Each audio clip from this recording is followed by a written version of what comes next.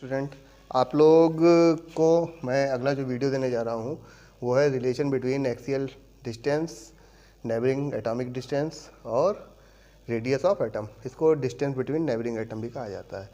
देखो, ये चीज़ें पढ़ने से पहले हम लोग को थोड़ा सा ध्यान ये रखना होगा। थोड़ा सा ध्यान क्या रखना है इसको भी देख लीजिए कि जब भी हम लोग इसको पढ़ने की शुरुआत करेंगे तो मान लीजिए ये एटम है, तो इस एटम का जो रेडियाई होगा यही होगा, इसको हम लोग आर मान लेते हैं। ठीक है, तो एटॉमिक रेडियस को आर मान लिया गया है। एक्सियल डिस्टेंस क्या होगा? जब भी आप क्यूब फॉर्म करोगे तो क्यूब जब फॉर्म किया जाएगा तो यहाँ पर जो ये क्यूब बना, इस क्यूब में जो एज की लेंथ है दैट इज़ एक्सियल डिस्टेंस, ए मान ली गई। ठीक, और नेबरिंग एटम, तो नेबरिंग एटम जो होता है वो जो होता है पड़ोसी। अब जैसे वो पड़ोसी हर जगह अलग अलग होते हैं। ठीक है, सपोज करो कि एक सिंपल क्यूबिक यूनिट सेल है, तो वहाँ पर तो पड़ोसी ये है। ठीक है, जो एक्सियल डिस्टेंस है और जो नेबरिंग एटम के डिस्टेंस है वो सेम है, यानी ए इक्वल टू डी है। लेकिन अगर वो एटम बॉडी सेंटर्ड होगा तो यानी बॉडी के सेंटर पर एक एटम होगा जिसकी वजह से जो कॉर्नर के एटम होंगे उनके बीच में दूरी हो जाने वाली है। समझ रहे हो ना इस बात को? अगर कॉर्नर के एटम के साथ दूरी हो गई तो ये ऐसे बना दिया। ठीक, तो अगर कॉर्नर के एटम के साथ दूरी हो गई तो जाहिर सी बात है ये डिस्टेंस तो हमारी ए रहेगी ही रहेगी, इसमें कोई दो राय नहीं है। लेकिन अब यही डी नहीं रहेगी। क्यों? क्योंकि ये वाला आइटम दूर है और ये वाला आइटम जो है इधर बगल में ही है और नज़दीक है।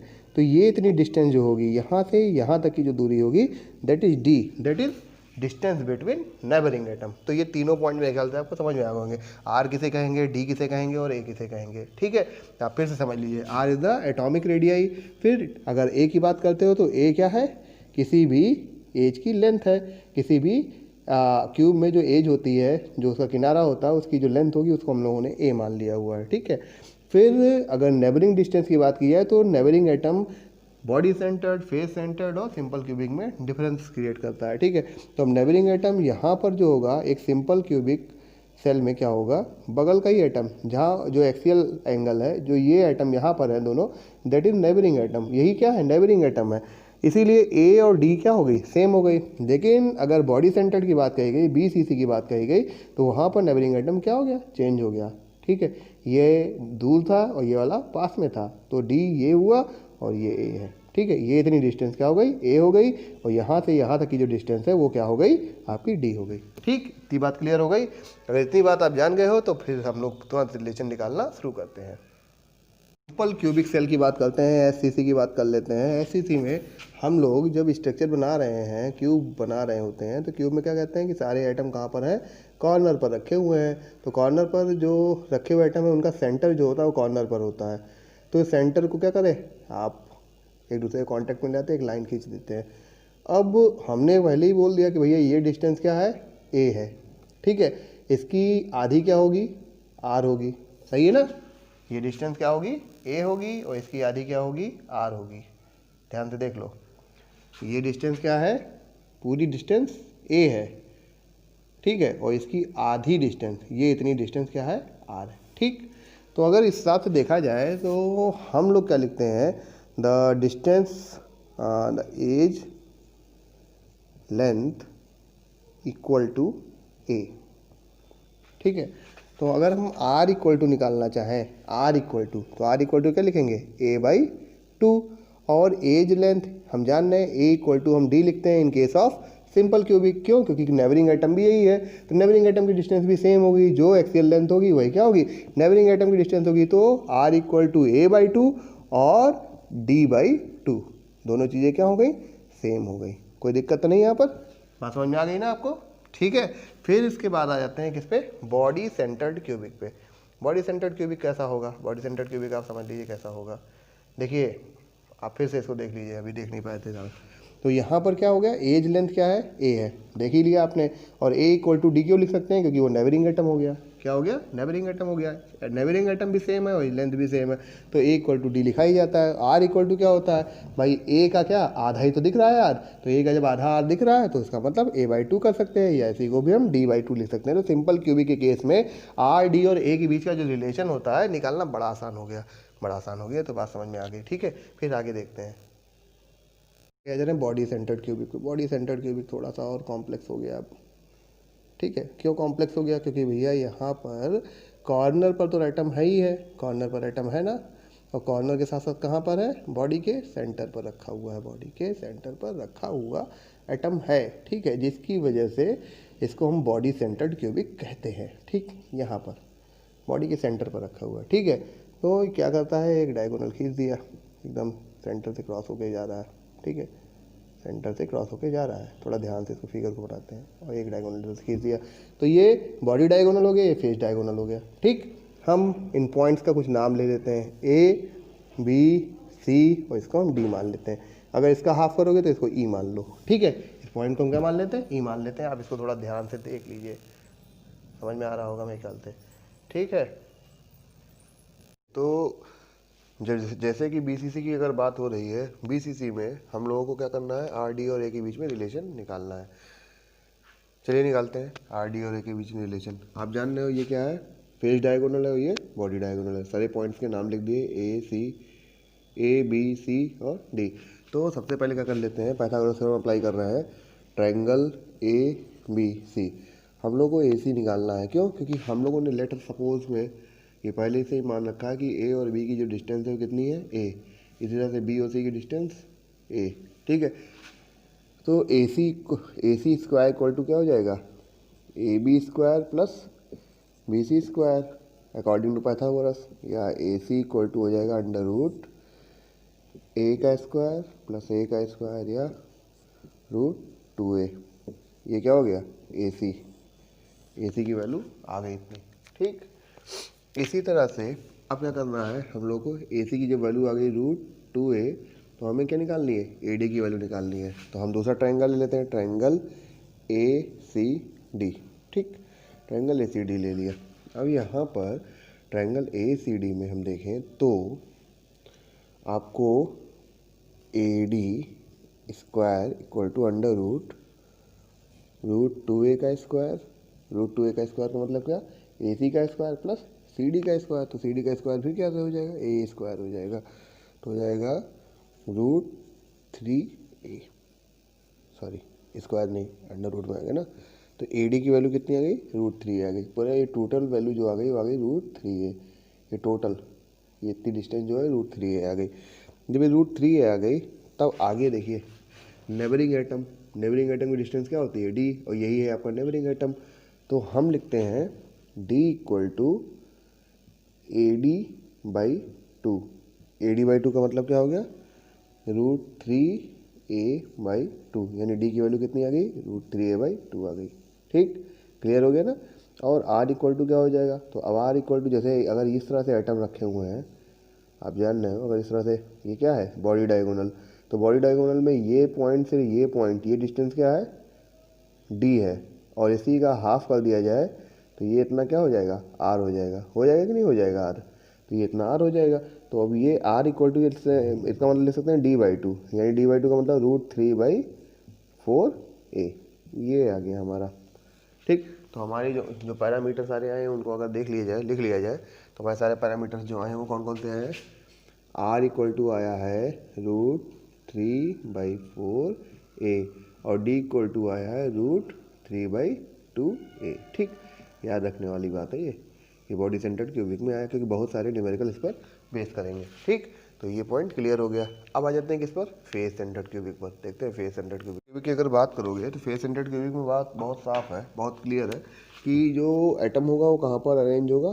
फेस के सेंटर पर। एक क्यूब में कितने फेस? 6 फेस। इस शुरुआत से बात हो रही है कि एक क्यूब में कितने फेस हैं? 6 फेस हैं, ठीक है ना। तो वो जो 6 फेस हैं आपके, वो कौन कौन से हैं ये भी आपको क्लियर है। और एटम कैसे सिचुएटेड होगा ये भी क्लियर हो गया। क्या होगा? आधा अंदर और आधा बाहर। तो ये हो गया एटम सारे, ठीक है। ये बैक पे हो गया, ये फ्रंट पे हो गया। लाइन ये खींच दी, ठीक है। अब हमें क्या करना है कि हमें फेस डायगोनल को ही रीड करना है, ठीक है। ए बी सी, और इस पॉइंट को डी मान लेते हैं, ठीक। हमें ए सी की वैल्यू निकालनी है। तो पाइथागोरस थ्योरम के according triangle A B C equal to A C equal to हो जाएगा क्या, √2a। अभी निकाल चुके हैं, ए सी इक्वल टू क्या हो जाएगा, √2a हो जाएगा। ठीक है, और डी इक्वल टू क्या होगा, तो अब भाई यहाँ पर बॉडी डायगोनल पर नेबरिंग एटम था, यहाँ पर क्या है, फेस डायगोनल पर ही नेबरिंग एटम है, सेम स्ट्रक्चर है, फेस डायगोनल पर ही नेबरिंग एटम है। ठीक है, सेम स्ट्रक्चर के साथ, तो सेम स्ट्रक्चर के साथ वहाँ पर ही नेबरिंग एटम रखा हुआ है, तो इसका मतलब ये हुआ कि हम क्या कर सकते हैं, आराम से उसे निकाल सकते हैं। ठीक है, तो ये हुआ सेंटर उसका, ये हो गया नेबरिंग एटम का डिस्टेंस, यानी ये क्या है, डी है, ये टोटल डिस्टेंस क्या हो गई, डी हो गई, और इसी का हाफ कर दिया जाए तो क्या हो जाएगा, आर निकल आएगा। ठीक, तो हमें पूरा ए सी पता है, हमें पूरा ये पता है, इस पूरे का आधा करोगे तो डी निकल जाएगा, यानी डी इक्वल टू लिखोगे ए सी बाई 2, यानी √2a/2, डी इक्वल टू, तो ये ऐसे ही लिख सकते हो a/√2, लिख सकते हो कि नहीं लिख सकते हो, ऊपर नीचे √2 से मल्टीप्लाई कर दिया जाए। ठीक है ना, तो इस तरह से डी इक्वल टू आ गया हमारा a/√2। ये बात क्लियर हुई। अब r इक्वल टू हम लिखेंगे d/2, लिखेंगे ना, r इक्वल टू भाई डी का आधा ना r, तो लिखेंगे d/2 यानी a/2√2। ठीक, तो हमारा क्या क्या आ गया, d इक्वल टू आया हमारा a/√2 और r इक्वल टू आया a/2√2। ठीक, ये चीज़ क्लियर कर लीजिए आप, एकदम दिमाग में बैठा लीजिए इसको।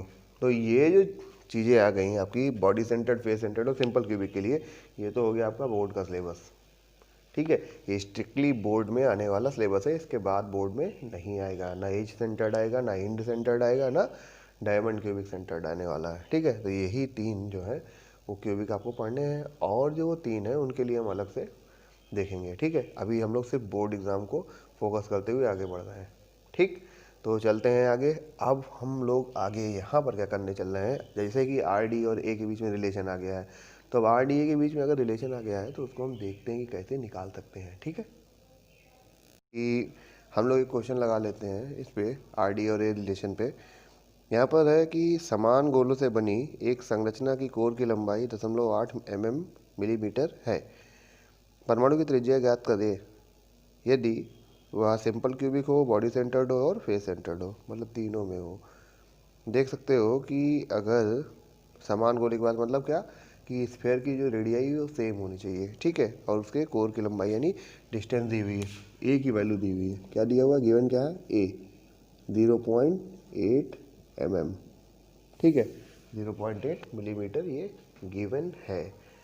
अब करना क्या है कि आपको निकालना है, जो फाइंड करना है वो आप ध्यान रखिए, आपको आर फाइंड करना है एससीसी के लिए, बीसीसी के लिए और एफसीसी के लिए आर फाइंड करना है।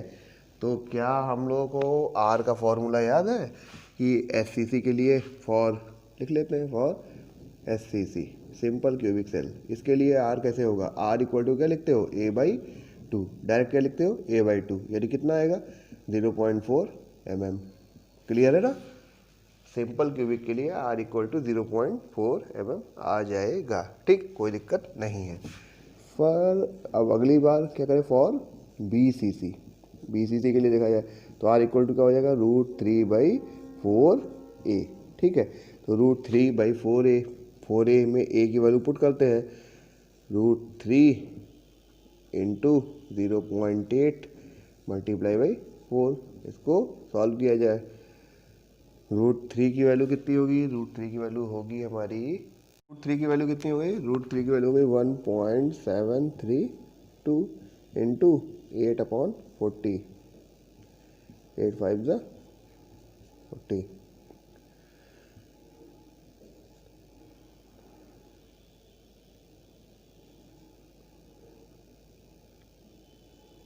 लगभग इतना आएगा। ठीक है, 0.342 mm मिलीमीटर। ठीक है, निकाल लीजिएगा अब आप आगे, 0.34 के आगे आप निकाल लीजिएगा। ठीक, अब आता है अगला किसके लिए, फॉर एफसीसी। एफसीसी देख लो कितना आसान है, अगर फॉर्मूला याद रह गया तो a/2√2। ठीक है, 0.8 इंटू 2/2 इंटू 1.414, इसकी वैल्यू पुट कर दी, 0.4 हो गया ऑन 1.414। ठीक है, 1 4 1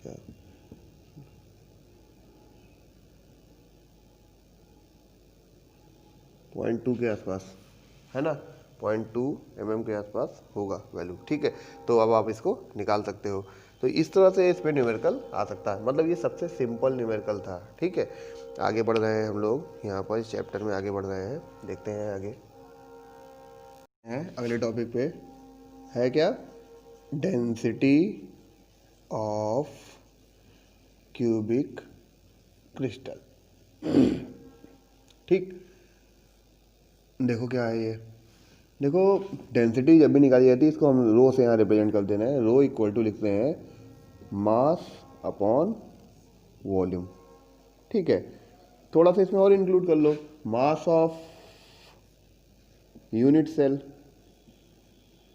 upon volume of unit cell. लिख सकते हो कि नहीं लिख सकते हो भाई, क्योंकि डेंसिटी किसकी निकाल, क्रिस्टल क्यूबिक क्रिस्टल की निकाल रहे हो या यूनिट सेल का, यूनिट सेल की ही डेंसिटी निकाल रहे हो। किसकी निकाल रहे हो, यूनिट सेल की डेंसिटी आप निकाल रहे हो। ठीक, अगर यूनिट सेल की डेंसिटी निकाल रहे हो तो हम मास अपॉन वॉल्यूम से डेंसिटी को आराम से निकाल सकते हैं, ये हम जानते हैं। ठीक, अगर हमको ये निकालना है तो कैसे निकालें भाई, देखो मास कैसे निकाला जाए, दिखता है mass of unit cell equal to, किसी भी यूनिट सेल में कितने एटम होंगे, number of atom per unit cell. ठीक है, into mass of one atom. ठीक है, एक यूनिट सेल में कितने एटम होंगे और उसमें से एक एटम में कितना मास होगा, अगर उससे मल्टीप्लाई कर दिया जाएगा तो हमें मास ऑफ यूनिट सेल मिल जाने वाला है। क्लियर है ना ये बात। अगर हम मास ऑफ वन एटम निकालने चल रहे हैं तो हम जानते हैं कि हमें कंपाउंड जो जिसकी ये यूनिट सेल बनी है उसके बारे में कुछ नहीं पता। अब कह दिया कि ए बी है, तो ए बी के एक मोल में कितने एटम होंगे, भैया ये तो फिक्स है ना, ए बी के एक मोल में कितने एटम होंगे, एवोगैड्रो संख्या के बराबर, यानी 6.023 इंटू 10⁻23 एटम्स हैविंग मास। कितना मास होता है इतने एटम्स का, कितना होता है, ओफो कितना होता है भाई इसका मास, इसका मास होता है इसके मोलर मास के बराबर। ठीक है, कितना होता है, मोलर मास के बराबर। ठीक, इसका मतलब एक एटम का मास कितना हो जाएगा, एक एटम का मास हो जाएगा इसके molar mass upon Avogadro number 6.023 into 10⁻23, यानी लिख सकते हो capital M upon N A. ठीक है, एक एटम का मास आ गया, एक एटम का मास आ गया। ठीक, यूनिट सेल में कितने एटम होंगे ये भी क्लियर है आपको, पहले से ही आपने निकाल लिया है, number of atom per unit cell ये भी आपने निकाल के रखा हुआ है। ठीक, यानी ऊपर वाली वैल्यू आ गई। अब आते हैं किस पे, वॉल्यूम पे। तो वॉल्यूम ऑफ यूनिट सेल कैसे निकालोगे भैया, वॉल्यूम तो बड़ा कठिन काम हो गया निकालना। क्यों निकालना कठिन काम हो गया भाई, ये क्यूब है तो क्यूब का वॉल्यूम कैसे निकालेगा, length into breadth into height, length into breadth into height, लंबाई गुणे चौड़ाई गुणे ऊंचाई, जो भी आप लिखना चाहें फिलहाल। तो ये क्या हो गया, इसका वॉल्यूम हो गया। तो लेंथ ब्रेथ और हाइट सेम है, ए क्यूब। ठीक है, सबको ए मान लिया तो क्या हो जाएगा, ए क्यूब। आप बी मान लीजिए, बी क्यूब हो जाएगा, एक्स मान लीजिए, एक्स क्यूब हो जाएगा, जो भी आप चाहें वो मान सकते हैं। ठीक है, वैल्यू ला के पुट कर दिया जाए, अगर वैल्यू यहाँ ला के पुट करेंगे तो हो जाएगा M upon N A into a cube. ठीक है, अभी कुछ बचा रह गया होगा, बचा क्या रह गया है, जेड। ठीक है, जेड इंटू, क्योंकि भाई पर आइटम तो लिखा ही नहीं है, Z into M upon N A. ठीक है, तो यहाँ पर क्या हो जाएगा, Z into M upon N A into a cube, that is the formula. Rho equal to हो जाएगा Z into M upon a cube into N A, यही फॉर्मूला है डेंसिटी निकालने का। ठीक है ना, क्लियर है। डेंसिटी है, इसको रिप्रेजेंट करता है रो से। ठीक है, rho is the density of unit cell, density of unit cell. ज़्यादातर वैल्यू जो होती है वो मोलर मास है, यहाँ पर मोलर मास। ठीक, जेड क्या है, नंबर ऑफ एटम्स मॉलिक्यूल और पार्टिकल। तो अगर सिंपल क्यूबिक की बात करें तो 1, जेड की वैल्यू। बॉडी सेंटर्ड की बात करें तो कितनी हो जाएगी, बीसीसी की बात करें तो 2 और एफसीसी की बात करें तो 4। ठीक है, तो इसको ध्यान रखिएगा। फिर ए क्या हो गया, कोर या एज लेंथ हो गई या एक्सियल लेंथ हो गई। ठीक है, और एन ए क्या हो गया आपका, एन ए हो गया मोल यानी एवोगाद्रो नंबर 6.023 इंटू 10⁻23। ठीक, तो ये हो गया आपका डेंसिटी निकालने का फॉर्मूला। अब आप डेंसिटी आराम से निकाल सकते हैं। ठीक, तो इस तरह से डेंसिटी निकालना कंप्लीट हुआ और इस चैप्टर का काफ़ी इंपॉर्टेंट पॉइंट कवर हुआ। अब आगे हम लोग को अगले वीडियो में पढ़ना है कि पैकिंग फ्रैक्शन क्या होता है और कोई वाइड है तो उसमें कितना बड़ा आइटम रखा जा सकता है, यानी हम लोग रेडियस रेशियो के बारे में बात करेंगे और चैप्टर का न्यूमेरिकल पॉइंट खत्म हो जाएगा। ठीक है, फिर आ जाएंगे थ्योरेटिकल व्यू पर। Thank you.